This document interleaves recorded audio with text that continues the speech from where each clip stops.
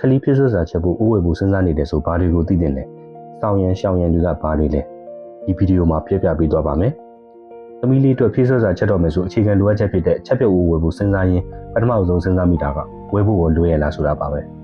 ။အိမ်မှာရှိတဲ့ဥနဲ့ကိုချက်လို့မရဘူးလားဆိုပြီးတွေးမိတာပါပဲ။အိမ်ကရှိတဲ့ဥနဲ့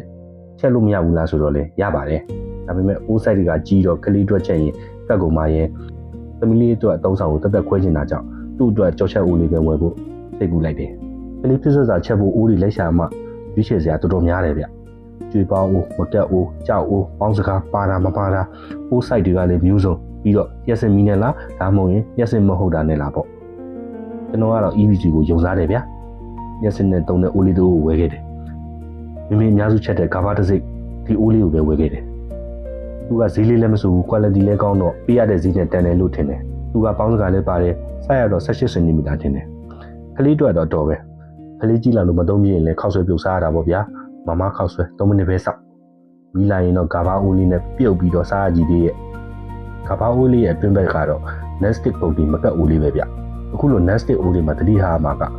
ကုတ်တီလေးတွေကမှချစ်ရွာတွေထင်တာတို့ကုတ်တီကွာသွားရင်လို့ဆိုလို့ရှိရင်ကတ်တက်တယ်။အဲကြောင့်မို့လို့ဆေးတဲ့ခါမှာဆိုစတိဘက်စိမ့်ဘက်တွေနဲ့မဆေးဘဲနဲ့ပေါ့လေးနဲ့ပဲပို့ပြီးတော့ဆေးတယ်ပြီးတော့မှုတဲ့အခါမှာဆိုလို့ရှိရင်စတီးစုံလိုမျိုးလေးနဲ့မမှုဘဲနဲ့အသားရောင်းမှဆီလီကွန်ရောင်းမှလိုမျိုးလေးနဲ့တုံးပြီးရင်တော့ရေရှည်ခံနေဗျ။ပေါင်းစကားလည်းပါတော့အသားငါးတွေအသီးရွက်တွေကိုပြုတ်ချင်းရင်ပေါင်းစကားပေါ်တင်ပြီးပြုတ်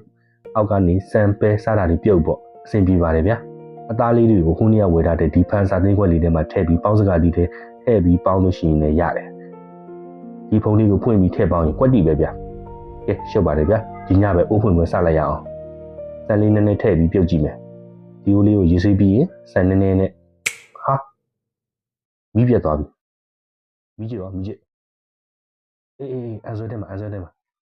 sorry ဗျာတခါတည်းချက်ပြခြင်းပေမဲ့ EVC ကကြီးစဲလိုက်ပြီဗျာ။နောက်တစ်ပိုင်းမှာပြန်ဆောင်ကြမယ်။အဲ့ဒီနိုင်ရင် Daddy Diary မြန်မာ channel လေးကို like and follow လေးလုပ်ပြီးအောင်နော်။လောလောဆယ်မီးကြည့်ရှာလိုက်အောင်ဗျာ။ Bye bye